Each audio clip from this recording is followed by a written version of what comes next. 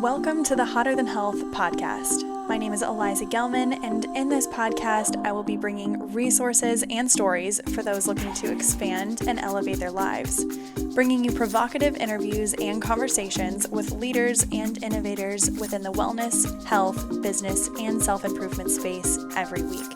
You will leave every single episode with tools, resources, and tips that you can implement directly into your life. Who doesn't love a good takeaway?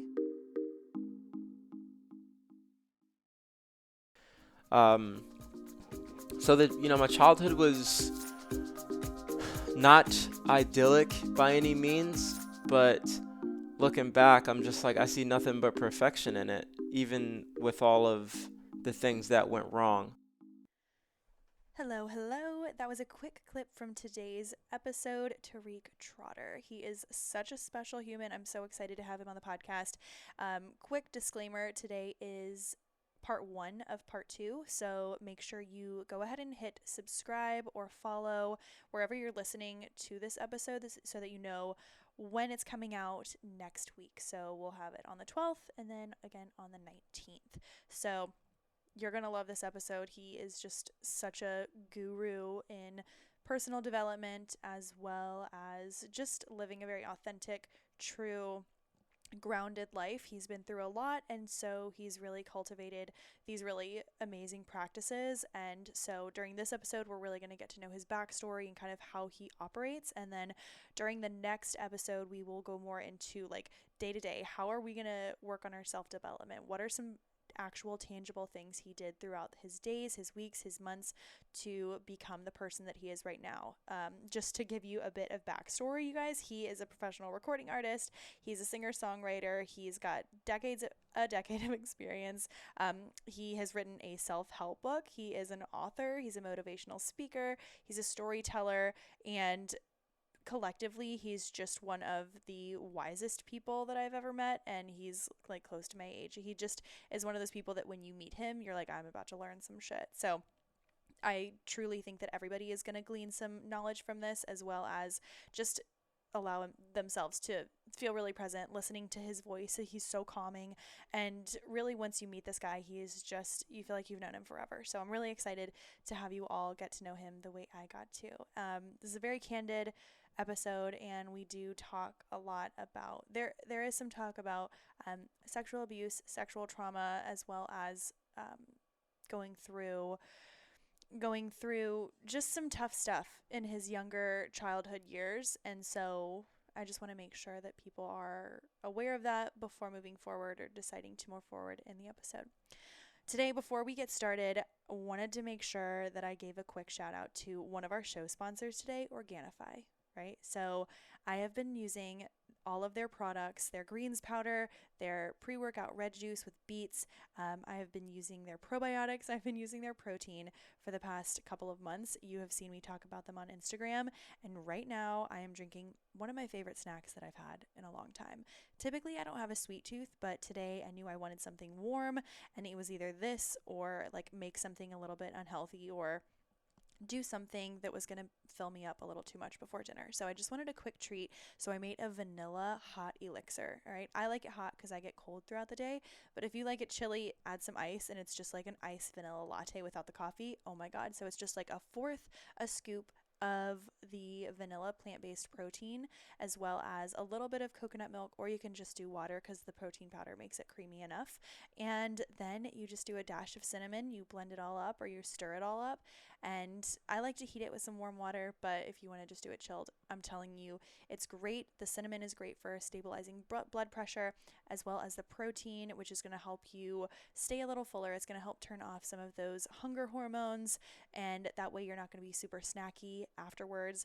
And the reason why I'm super, super passionate about Organifi specifically is because I know that they use high quality organic ingredients. There's no heavy metals, and you guys, it is glyphosate free. This is one of the only brands I've ever seen who has had an actual certified label for glyphosate free, right? So Glyphosate is a known carcinogen. It is a cancer-causing chemical. It's in Roundup. It's sprayed in pesticides all over. And it's not something that humans need to be ingesting. Animals, nobody needs to be ingesting. The more companies that we have who are focusing on eliminating this out of their processes, you know that they're putting their time, their heart, and their effort into it. So, highly recommend. So, Organifi is offering a discount for all Hotter Than Health listeners. I will not be using another type of protein. This is the one I'm sticking to. So if you're using the old kind, it's time to switch. You're getting twice as much for the cost. So what you can do is go to Organifi in the link in the show notes, or head to my Instagram, click on the link tree, and you will see that there is a 20% off code if you use the code HTH at checkout. Again, that is Organifi. Use the code HTH.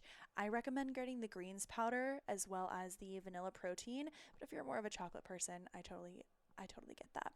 But you have to try this. Add a dash of cinnamon, and you will not go wrong. It's gonna, like, I'm not hungry at all right now, and I don't feel overly full. I'm still gonna go for a little walk before dinner. I'm so fucking pumped about this new beverage, right? So, before we get into a little bit more about today's episode, quick reminder. So, for the monthly meal plan, so if you are one of those people that needs help grocery shopping, you get a little anxious, you don't know what to buy, or you have groceries that go bad all the time, or if you are someone who just needs a little bit more organization, or honestly, if you've hit a plateau in either weight loss or healthy eating, or if you feel like you're eating really healthy and nothing's really working, either you can work with me one on one, and if you're not ready for a full one on one experience, the monthly meal plan, it's been awesome. I'm so excited about it. It's like $11 a month. You go onto my website, click monthly meal plans, and then every single month you're going to get 3 breakfasts, 3 lunch, 3 dinner, 3 snacks. And they will come directly to your email. You download the PDF and you have everything that you need, including the grocery list. And with that, we are adding on another piece of value, which is the once a month deep dive nutrition wellness call. So on the 31st of this month, as well as every other month from here on out, we are going to be having an in-depth Q&A. It's basically like having a nutritionist in your pocket. You can ask questions, anything that you want. And this month we're going to be going over intermittent fasting, how to get protein from more plant-style foods and balance, not just carbohydrates. So I'm so pumped about this. We've had so many people say that their digestion has gotten better. They have gotten back to their weight loss goals when maybe they didn't even realize that weight loss was a goal, but they're sleeping better, they're pooping, their skin is better, like everything is just better. I'm so excited about it. So make sure you check it out. It's online on my website as well as in the show notes or on my Instagram, wherever you want to find it. But without further ado, we're going to get into part 1 of this beautiful interview with Tarik Trotter. And you guys make sure you check out in the show notes his book. It is changing my life. I'm telling you, we're going to talk all about it, but it's called You Name It. It's on Amazon. It's like $15. Prioritize your personal development. This book is beautiful. It's an easy read. I have highlighted at least one thing on every page. It's that kind of book. So, let's get into it with Tarik Trotter. Yeah, there's clearly so much to life that we don't know. And yet here we are in our little human bodies and we're trying to take all of it and fit it into our little minds. This is like the starting point of all suffering, of all self-induced suffering. The stress, the anxiety, the comparing, like all the things that you were just mentioning. This is, the starting point. It's like when we try to take this whole thing and fit it into our minds. Why is that working for them and not working for me? All this other stuff, right? None of that is like the importance. Yeah. Existentially, it's it's baseless. It's nothing. The only thing that matters is that we're here. You know, it's wild. I'm smiling so big right now because something that I think about every single day, you just said backwards, and it's changing my life. You said, have you try and put the entire world into your own individual intellect? Mhm. So the only way I need analogies, so I just have these. Yeah. So I do the zoom out effect. Mhm. So I'm laying in bed and I'm feeling like super low self-worth, like insignificant XYZ. And I zoom out. I zoom out a little and I like look at I take myself out of my own body. I look at myself from above. Then I take myself out of the house and look at my little body from above the house. And then I do the same thing like from the clouds, from outer space, from the galaxy, and you see the entire world. And so I'm like, okay, I'm so small in this world, but then you just took it and collapsed it all into my own brain. Like, does that make sense? You put it on the reverse. Mm-hmm. So it's a zoom in, and we think that we have to take, you're right, every lesson that's ever been learned, every lesson that has ever been taught, every piece of advice that has worked for someone and apply it to our own life. Because, there's all these self-help books, and we'll talk about this. You have one. Mm-hmm. And there were a couple things in here where I was like, yeah, but not for me, And that's totally fine, but we take it so seriously, and we just want a guide, and we just want directions. We want to copy paste and have it work perfectly. We want it to fit into our intellect. It's like no. Let me ask you this. How do we know what our intellect is? Our own intellect is basically what I'm referring to is our understanding of things, our full comprehension and perception of reality, right? Through this lens, everything that we experience through the five senses that we've learned, all the experiences that we've cultivated in our lives. And so now there's like a knowledge to certain things, right? It's like on like a really basic level, it's like when you leave your house, you know exactly how to get to work, right? But remember the first time that you were going to your job and navigating the GPS there and you're a little bit late and you're stressed out, right? The body doesn't like this feeling of not knowing. It's not okay with it. We desire to know so that we can then feel at ease, feel a sense of safety, even though it's a false sense, because reality as a meteor could, strike Earth at any time, and then all of this is over. When you are talking about character, when you're talking about mindset, growth, XYZ, it all stems from something. And you wrote in your book about everything. And a lot of people say this, and, it's been known that a lot of our character and like 90% of our brain is developed by the time we're 6 or 7. Everyone goes through different things at those ages. Yeah. So talk to me about 0 through 6, 0 through 7 for you. Describe yourself now and your intellect now, and then take it reverse. These are tough questions. Cool. So I'm just going to give you a forewarning. A lot of my answers, they might seem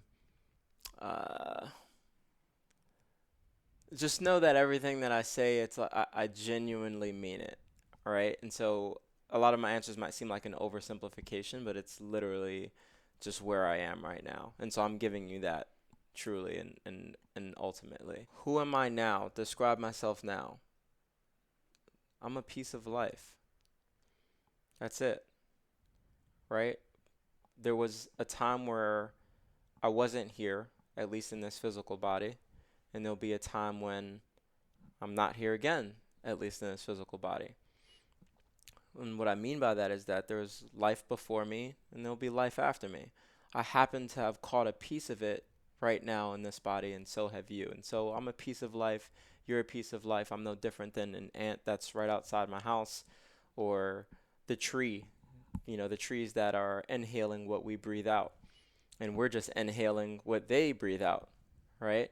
So there's this entire ecosystem of complex and really beautifully sophisticated mechanisms going around, and we call it life. And I'm simply a piece of that, nothing more. Um, a more practical answer to describing myself now, I can tell you what other people would probably say about me. Um, really loving, compassionate, understanding, um, really good listener, willing to set myself aside to truly hear someone else, to truly understand someone else, understand another perspective, um, willing to understand in general. Anytime something happens, rather than resort to compulsivity, which is, the nature of a lot of people right now. It's like, what I mean by that is like, let's say some famous person dies, we immediately, like Twitter's on fire, everyone's just immediately firing off their thoughts and all this other stuff. Like, one, we don't even know if it's true yet, right? This is what I mean by compulsive. We haven't actually like sat with anything for a second. If we're hungry, we go eat right away. Like, hold on a second, So, um, those are things about me. Really good energy. A lot of people would say that about me as well. Um, I walked into your house today and like you have no furniture. You're like like you just moved. And I'm like you're just getting everything set up and it feels like home and it feels welcoming and creative and you just sat there not on your phone. You were just eating blueberries, listening to Natalie and I talk and letting us speaking when you wanted to and just literally listening and absorbing, not just listening, but absorbing. And that's huge. There's a big difference. I think that it's great to not interrupt people. We consider that listening, but you absorb. And I mhm. think we should all get better about absorbing. But I can agree with everything that everyone's saying. I've literally met you once today and I feel like I've known you forever. You're like Deepak. um, so let's go back to little Tarik. Yeah. Tell us about your So, childhood. um, um, I've been ridding myself of a lot of, uh, let me not say ridding myself, creating a lot of distance between my memory and experiences in life so that I don't confuse those with who I am today. If we don't create distance between our memory and who we actually are, which is a piece of life, then we'll think that our experiences are us and we'll be identified with them for the rest of our lives. So, anyways, um, my childhood was immediately when I think of my childhood, I think of my mom because that was who I spent most of my time with for the better half of my childhood, up until about, I'd say, 10, 11 years old when my mom got married. It was just me and my mom. There were, sorry about It's that. okay. There were court ordered visitation rights that my father had, Mm-hmm. and it just didn't work out logistically every weekend where he was supposed to pick me up. It didn't always happen. So again, I'm, just kind of with my mom. Let's take a quick second to talk about our show sponsor today, BetterHelp. As you all know, we have been doing a lot of talking about mental health and how important it is to take care of ourselves from our mind to our body to our nutrition. It's all so important. So enter BetterHelp. BetterHelp will assess your needs and match you with your own licensed professional therapist. So this is an online therapy portal, and you can connect in a safe and private online environment. It is so convenient. What I love about BetterHelp is that you can actually start communicating with a licensed therapist in under 48 hours. How crazy is that? This is not a crisis hotline, it's not self help, it is actual professional counseling, and it's done securely online. I actually just started going to my counselor last week. I adore her. It was our first time chatting. It was the easiest thing ever. She communicated with me about what time our call was. There were reminders, and I'm telling you, I'm already so excited for my next session to go back, right? So you're always going to get timely and thoughtful responses. Plus, you can schedule weekly and video phone sessions. So if you're not quite ready for a video, you can always do just a phone or just messaging. It's awesome. So all of this is done without ever having to sit in an uncomfortable waiting room, because BetterHelp is committed to facilitating great therapeutic matches. They also make it really, really easy and free to change counselors if you need to, because there's nothing worse, and we always want to make sure that we find that right person to talk to. This is more affordable than any other traditional offline counseling, and of course, financial aid is available. So, the service is available for clients worldwide, and you can find the particular expertise of someone that you actually want to talk to. So, you don't have to limit your counselors to someone that's located near you. So, you can talk about depression, stress, anxiety, sleeping, trauma, self esteem, LGBT matters, family matters, anger, anything that you can think of. It's convenient, it's professional, it's affordable. And what's amazing about it is that they're giving all Hotter Than Health listeners a discount. So you'll get 10% off of your first month by visiting our sponsor at betterhelp.com/hotterthanhealth. Right? Join over 1 million people who have taken charge of their mental health. And again, that's BetterHelp, HELP.com/hotterthanhealth, betterhelp.com/hotterthanhealth. Um, I remember my mom working multiple jobs to try and support me, and herself, of course. I mean, everything. I remember her working at KFC. I remember her all the way to working up to being just like a secretary at some law firm. Um, but I remember mostly a lot of pain, and a big portion of that pain was attributed to the men in her life, including my father. Um, they split up, when I was born, but I'd seen multiple men come into my mother's life and do damage physically, uh, verbally, emotionally To your mom, to my or, mom. and of course, by default, you were there. So, Oh yeah, I don't know if everybody has this experience, but as soon as my mom starts crying, I start crying. Like, especially as a child, like yeah, if my mom was crying when I was younger, I have a specific memory of us on the kitchen floor, back in Brooklyn, and I'm pretty sure this guy had just like walked out on my mom, and she just like fell to the floor crying. And I don't know why. I didn't know what it was about, what was going on. I was super young. I'm probably like 4 or 5 if my memory serves me correct. But I'm just sitting next to her, and I'm crying on the kitchen floor with her. Um, so that my childhood was not idyllic by any means, but looking back, I'm just like I see nothing but perfection in it, even with all of the things that went wrong. Um, I remember my mom and I going through a famine when I was around 8 or 9 years old. And I mean literally a famine. Like, we had no food, no water for about a month. And it got so bad that we ended up going to our church at the time and just kind of letting the pastor know what we were going through. And the church, doing the best they could at the time, they donated to us a bunch of cans of peanut butter.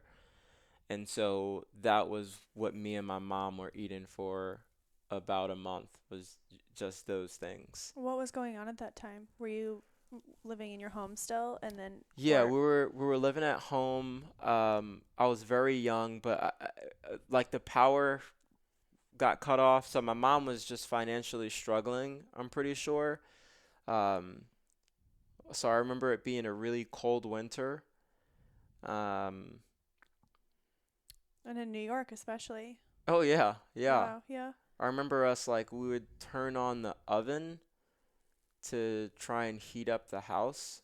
Um, Hmm. if we needed hot water, we'd basically um, like run water from the sink. We only had cold water and then boil it on the Yeah. stove and then pour it into the tub. Yeah. uh, And you were, I mean, and that was at that time, you're going through something that feels very unsafe, but it might not even feel that way because you're with your mom, and you because I'm know? a child, I'm too young to Exactly. really know what, what safe or unsafe is. I was just kind of there, and uh, my mom would always say this to me. She would say that she would have trouble looking at me in my eyes because I seemed like a reflection. And so I was kind of there, and I looked at my mom a lot and I observed a lot. And when it came to a lot of the pain that she was experiencing because of men in her life, I remember collecting and storing information and saying to myself, okay, this is how not to treat a lady. Wow. Super young. I don't know why, but I was like, okay, don't do this. Don't do don't, this. don't do that. So you have siblings, though, yes?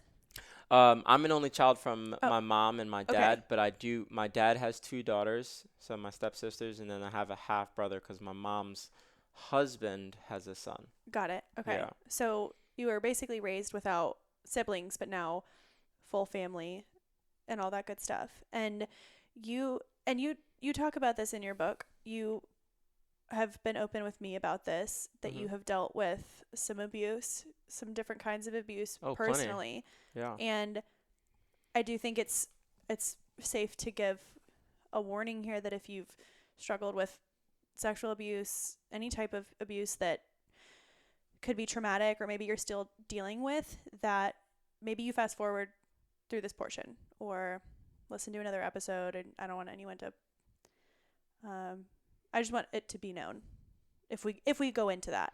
But I just Nothing's off limits. nothing's off limit. Yeah, so um, first off, now I see it as it is. Just meaning that I'm not projecting my emotions on it. Like this is literally just what happened. So the first time that I was molested, I was 6 years old. Um, right? Because yeah, six turning seven. This was just going into first grade, and there was this like 13-year-old girl who lived two buildings over from me. This is back in Brooklyn, and my mom at the time was working at the law firm. She was a secretary, so she wouldn't get home until about 5 or 6. When school gets out at 3, I was home at like 3:10. And so basically, I'd play outside or whatever until my mom got home.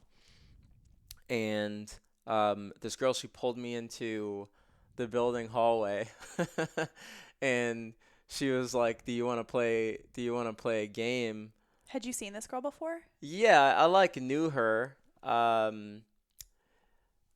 But yeah, she was just like, "Do you want to play a game?" And so I was like, "Sure."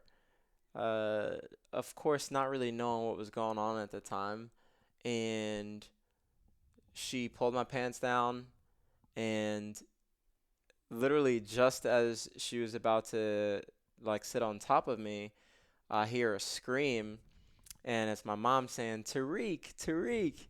She's calling me from, like two buildings over. And I hear her screaming, so I like got up and like ran out. Um, Oh and Jesus. it wasn't that my mom saw what was going on or anything. Ironically, what had just happened was my uncle had just gotten arrested, and he was on TV. He was on the news, going into prison. So she was screaming about that. She was screaming about that. She was telling me to come like look at the TV.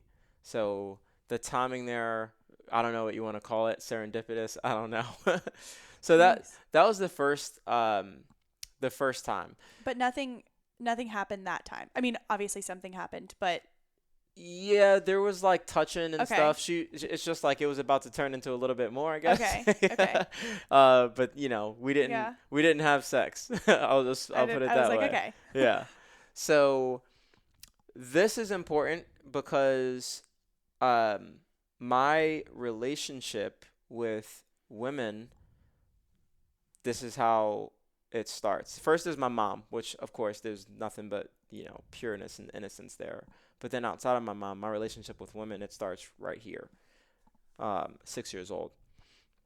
The next time it happens, I am 10 years old, and it's the weekend of my mom's wedding, and I'm supposed to be with my dad. Again, court-ordered visitation rights, but I'm pretty sure my dad just bailed that weekend, which at the time it wasn't um, unique. I was kind of used to that, and so my mom had to find a babysitter for me.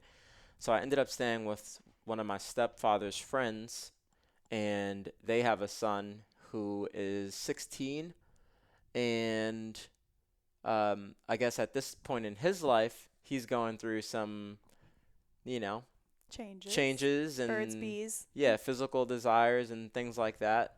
And so, similar situation.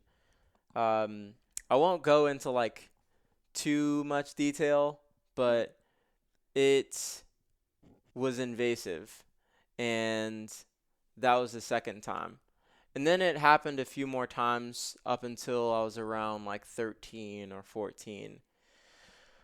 With Um, the same person? nope, different people. So it was five different occasions, four different people.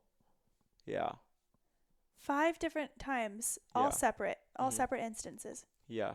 Four different Or people. So one person it happened twice, and one of them, it was even family. But this isn't because it's just life, right? Again, we have to remember. When I say it's just life, I'm not trying to oversimplify and like discard um, a traumatic experience. That's not what I mean by this. What I mean is like, okay, you ever see the movie Ants that or A Bug's Bug's Life? Life, it's one of my Right? favorite movies. It's like you got all the ants, and then there's the grasshoppers who come and bully them during the summer or Mhm. whatever when they're just trying to store food away for them for the winter. So as humans, we're ants, and we're just our let's call it our quote unquote purpose in life. Everybody in their own way is trying to store food away for the winter so they can just be okay and be pleasant. But then you got a grasshopper who also exists in this life, and the grasshopper needs to eat as well. It has its own needs and desires, and it happens to interfere with yours. Does this make the grasshopper? Can I curse on this? I Fuck don't yeah. normally curse, but does this make the grasshopper an asshole? Do we call grasshoppers assholes when we walk past them in the street outside? No, right? It's just a grasshopper. They're busy terrorizing ants, but it's just like that is just life. What I Yeah. mean by life, I mean existentially, there's a lion and there's a gazelle. It's not that the lion is intentionally this bad person doing these evil things to the gazelle. That's not what's happening. And it's not like the other gazelles are saying, why us? Why us? It's a Yeah, natural part of life. it's just a natural process. Sometimes, as a human, we go through undesirable processes. Sexual abuse, physical abuse, these are just one of them. Yeah. They're undesirable. It's the same thing as being broke. It's an undesirable process, but it just happens. Yeah. So, I think more so what shocks me is I typically you don't hear about it happening multiple times, mhm, and then you also have to realize that sometimes bad shit happens multiple times, and that's yes. just yes, not to Yes. oversimplify Yeah, not to again, oversimplify. but when you speak about it, it Yeah, sounds a and lot that's better. also my perspective now, right? Like at the time, Totally. what I've said this 5 years ago, 10 years ago, absolutely not. So here's the part that uh, really it hurt me for basically over a decade. So I took these learned behaviors, and now I'm becoming a teenager, and I'm starting to go through my own physical changes. And my um, two stepsisters, they're in proximity to me while all this stuff is happening, and I basically take these learned behaviors and start to project it onto them. And so this is how um, molestation, it kind of spreads and it goes on. it all started somewhere at some point in time, but it's basically a learned behavior. That's what I wanted to talk about with the generational trauma. Mhm. Not that it was your father directly, but all those things Mhm. lead to something, and I believe it is all related. Mhm. So that carried on to so did you, I'm assuming you have spoken to, I think you mentioned you've spoken to your sisters and you've Mhm. cleared air and you've made space and they've Yeah. made space and all is good. Yeah. And that's And amazing. that just happened like last year. Yeah. Um, Prior to that, I I think there was like the child inside of me was waiting for all of our parents to reconcile the whole situation, and like one day we have this big family talk and then everything's okay, but I realized that day wasn't coming. And I was like, I don't want to go through life without my sisters knowing the person that I've become and like how much I love them and like how much of a love, not even like I'm just a loving person. And this is decades ago, right? We're talking 20 years ago.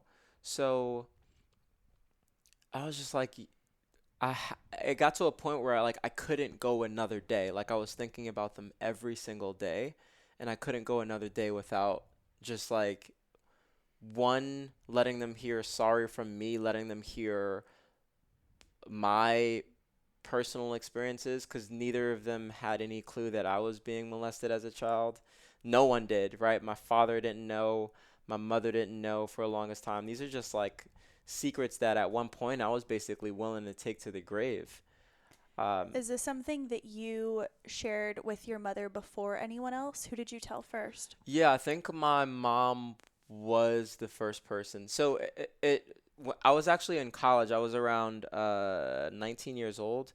It was like a Thursday night, about to party, Thirsty Thursdays or whatever they call it. Um, That's like the only time in my life where I was like chugging beer. We would get yeah. beer and then French fries with feta cheese on it and vinegar. Oh I was yeah. like, okay, Oh yeah. that's a different time in my life. Sounds Oh familiar. yeah. So yeah, I get a phone call from like a 718 number, which is like the area code from where I'm from. So I pick up and it's a police officer saying like, "Hey, you need to come down and turn yourself in. There's charges being pressed against you." And it was actually my um, my stepmother, the mother of my two stepsisters. She was pressing charges because my youngest stepsister had basically come out about it. And this is 10 years after it initially happened, but she had, Yeah. She was having the same realization that you did. Yeah, yeah. yeah. And so at that point, everybody knew. Now, at this point, nobody knew what I had went through as a child, but they knew They what I only had saw done, what, yeah. right? And so that was kind of like when things started, the surface started getting peeled back. And I had ultimately been running from my past, right? If I'm in college and I'm drinking, maybe I don't know this, but there's a reason why I'm drinking the way that I do. There's a reason why I'm sleeping around the way that I do, why I have a certain relationship with women the way that I do. It's all stemming from, 0 to 6, like we said, For sure. right? I hope you all enjoyed that episode with Tarik. He's fantastic, and I am just so excited for next week, where you guys really will be able to hear all about what you can do on a day to day basis to elevate yourself. Not just meditation, it's beyond the journaling, it's what you can actually do, what you can cross off. What is something you can do every single day? Those are my favorite types of episodes, favorite types of podcasts. If you like this episode, make sure you hit follow and subscribe so you don't miss next week. If you're listening on iTunes, Spotify, following us is an option so you never miss an episode. Make sure to give us 5 stars on iTunes, please. It helps so much. And leave a review, of course. I will have all those links in the show notes, and I hope you all enjoy the rest of your day and have a great weekend.